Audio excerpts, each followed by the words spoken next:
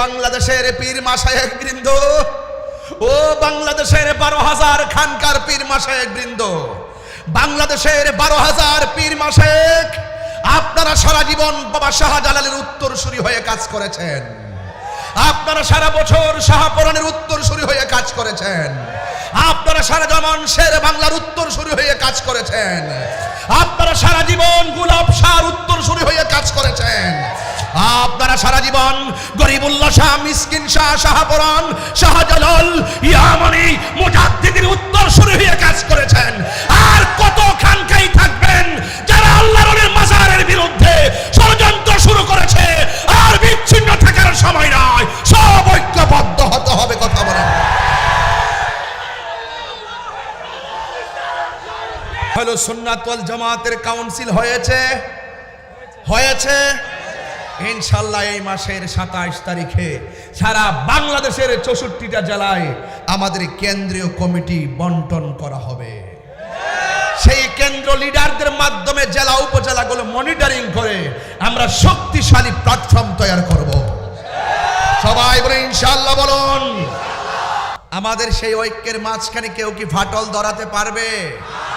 কোনো বাধা দিয়ে আমাদের ঐক্যকে অনৈক্য সৃষ্টি করতে পারবে? কোন ধরনের হিংসা প্রতিহিংসায় কি আমাদের ঐক্যকে বিনষ্ট করতে পারবে?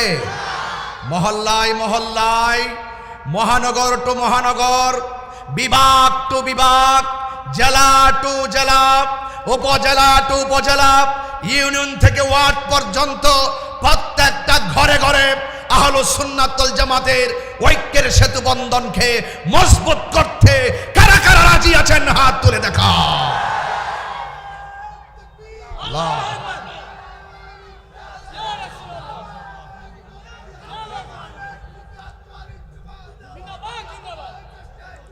কমে গেছে আরেকটু।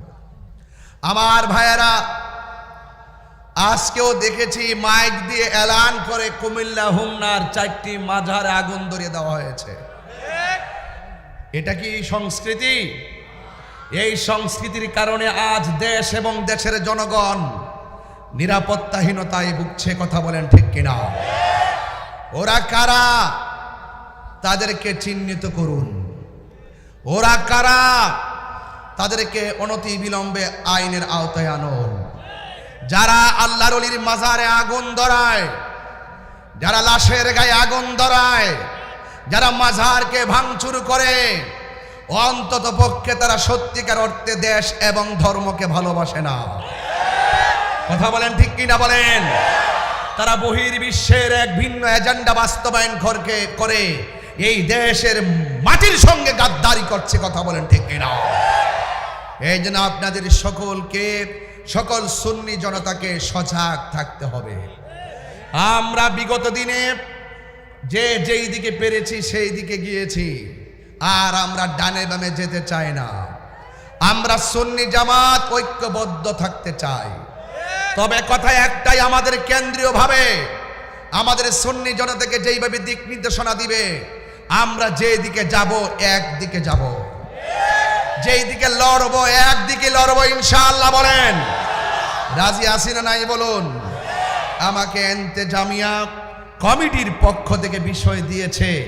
বিষয়টা উপস্থাপনের আগে আমার বোয়ালখালীর পূর্বচর খিজিরপুর ইসলামী সুন্নি যুব সংঘের আমার কলিজার টুকরা হুসাইনি তীরন্দাজগুলোকে আমি ধন্যবাদ দিয়ে আমি বিষয়টা আপনাদের সামনে তুলে ধরছি। আজকে আমাকে বিষয় দেওয়া হয়েছে কিয়ামত ও হাসরের ময়দানে আল্লাহর হাবিবের শাফাআত এবং পিতামাতার প্রতি সন্তানের দায়িত্ব ও কর্তব্য। এই বিষয়টা প্রেক্ষাপট ঘিরে খুব জরুরি।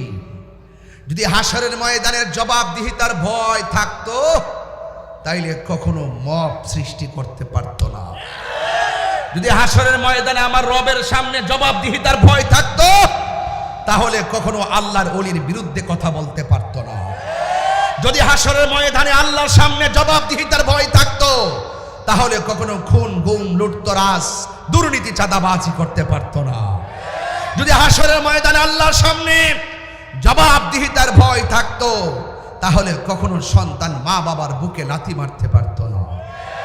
আজকে জবাবদিহিমূলক কথা হবে, উড়িয়ে দেওয়ার কোনো কথা হবে না, সব কথা হবে জবাবদিহিমূলক কথা। বলুন, পুঙ্খানুপুঙ্খানু হিসাব গ্রহণ করবেন কে? আমি জানি রাত্র অনেক বেশি হয়েছে, আপনাদের চোখে ঘুম এসেছে, কিন্তু সুন্নিরা রাত্র 12:30 বাজলেও সুন্নিদের চোখ দেখে মনে হচ্ছে কেবল মাত্র মাগরিবের নামাজের আজান দিয়েছে। ঠিক কিনা বলেন? এছাড়া আমি বোয়ালখালীতে কয়েকদিনের ভিতরে 3 বার এসে গিয়েছি। আজকেও কালুরঘাট ব্রিজ থেকে পার হয়ে দেখেছি 3টা প্যান্ডেল ওয়াজ চলতেছে। 1.5-2 কিলোমিটারের ভিতরেই 4 মাহফিল চলতেছে। কথা বলেন ঠিক কিনা বেঠে? এরপর রাত্র 12টার পরে হাজার হাজার মানুষ বসেছেন। তার মানে আপনারা এই ব্রাহ্মণবাড়িয়ার এই নগণ্য লোকটাকে আপনারা অনেক ভালোবাসেন। হাজার হাজার মানুষের উপস্থিতি আপনারা বুঝিয়ে দিয়েছেন যে আমরা কাউকে ভালোবাসি সুর দেখে নয়, আমরা কাউকে ভালোবাসি কণ্ঠ দেখে নয়। বোয়ালখালীর মানুষ কাউকে ভালোবাসে অর্থ দেখে নয়, বোয়ালখালীর মানুষ কাউকে ভালোবাসে তার ক্ষমতা দেখে নয়, বোয়ালখালীর মানুষ মানুষকে ভালোবাসে নবীর মহব্বত দেখে। কথা বলেন,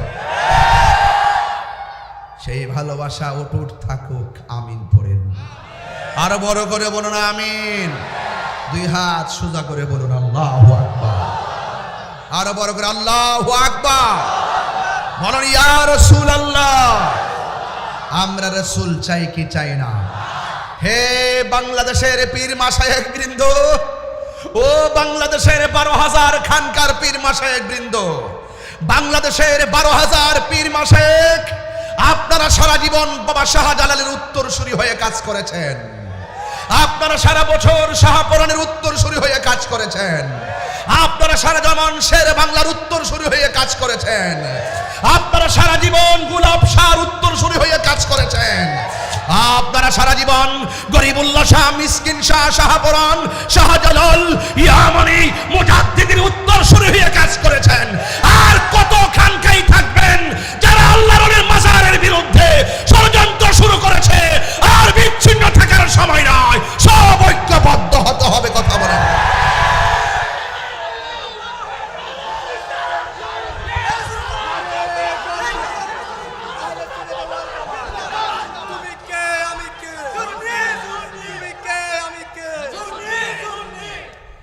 আমার ভাইয়েরা, আমার কথাই রাজনীতির গন্ধ খুঁজবেন না। আমি তাহিরি কথা বরাবর ইমানতান্ত্রিক। আমার কথাই কে বেজার হবে, গুসা হবে, আমি এটা নিয়ে টেনশন করি না। আল হাক্কু মুররুন, সত্য তিক্ত হলো, আমাকে সত্য বলতে হবে। কথা বলেন ঠিক কিনা বলেন? আহলে সুন্নাত ওয়াল জামাতের কাউন্সিল হয়েছে ইনশাআল্লাহ এই মাসের 27 তারিখে সারা বাংলাদেশের 64টা জেলায় আমাদের কেন্দ্রীয় কমিটি বন্টন করা হবে। সেই কেন্দ্র লিডারদের মাধ্যমে জেলা উপজেলাগুলো মনিটরিং করে আমরা শক্তিশালী প্ল্যাটফর্ম তৈরি করব। সবাই বলে ইনশাআল্লাহ বলুন। আমরা এখন রাজনীতি বলেন, ইমান নীতি বলেন, সমাজতান্ত্রিক বলেন, রাষ্ট্রের যে কোনো ক্রাইসিসে আমরা রাষ্ট্রের হয়ে কথা বলবো। সার্বভৌমত্বের যে কোনো ক্রান্তি লগ্নে আমরা সার্বভৌমত্বের মাটির সুরক্ষায় কথা বলবো। ধর্মের অধর্ম নিয়ে অধর্মের চর্চার বিপরীতে আমরা সঠিক ধর্মের চর্চা এই দেশে প্রতিষ্ঠা করার জন্য লড়াই করব, সংগ্রাম করব, রাজপথে নেমে পড়ব। কথা বলেন।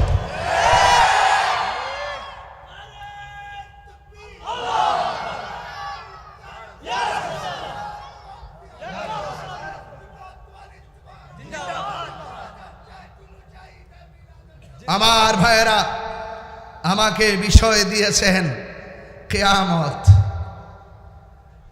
কিয়ামতের কথা আর কি বলবো, হাসর মাঠের কথা কি বলবো। মানুষ মারা যাওয়ার পরে বিচারের ভার কার হাতে?